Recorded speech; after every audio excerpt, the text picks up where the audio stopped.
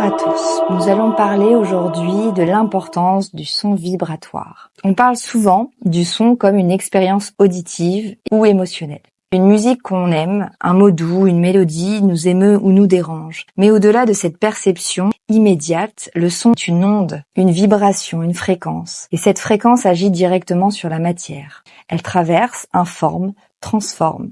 Certains ressentent même certaines dissonances parce que ces fréquences ne sont rien d'autre que le reflet de notre monde intérieur. Alors nous sommes effectivement des êtres vibratoires avant tout et le son ne s'adresse pas qu'à nos oreilles.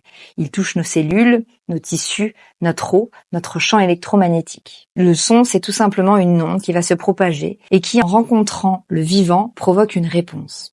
Notre corps étant composé de plus de 70% d'eau, devient un véritable résonateur. Cette onde sonore vient impacter cette eau, la structurer ou la désorganiser. C'est ce qu'ont montré de nombreux travaux, notamment ceux de Mesaroux et Moto, en montrant comment des mots et des fréquences sonores peuvent influencer la géométrie cristalline de l'eau. Cela ne révèle pas de la croyance, c'est un fait observable et mesurable.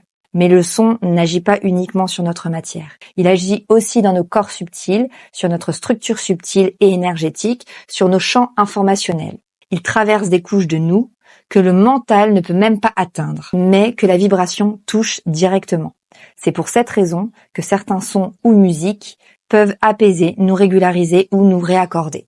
Et à l'inverse, certaines fréquences, certains sons agressifs ou chaotiques, comme des musiques saturées, violentes ou très désorganisées, peuvent déséquilibrer notre structure vibratoire, créer de l'agitation, de l'irritabilité ou même réveiller des tensions non intégrées.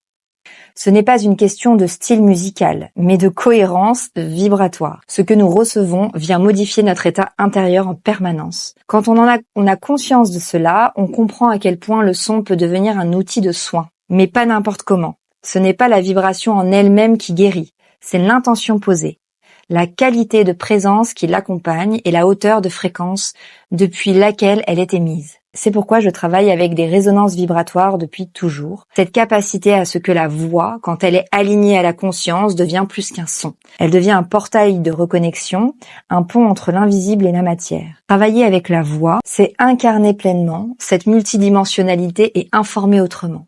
C'est ramener du mouvement là où il y a de la stagnation. C'est réinformer les cellules, les corps subtils pour leur permettre de retrouver leur cohérence originelle.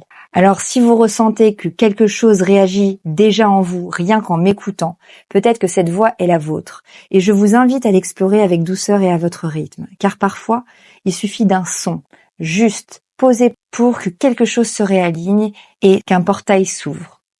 Les résonances intégratives que je crée depuis des années sont sous forme de boîtes à résonance intégrative où vous avez accès dans la boîte complète à accès illimité, mais également sous forme de capsules à thème. Si vous avez besoin d'une résonance intégrative sur mesure, n'hésitez pas à me contacter directement. Vous aurez tous les liens en bio. Merci pour votre écoute.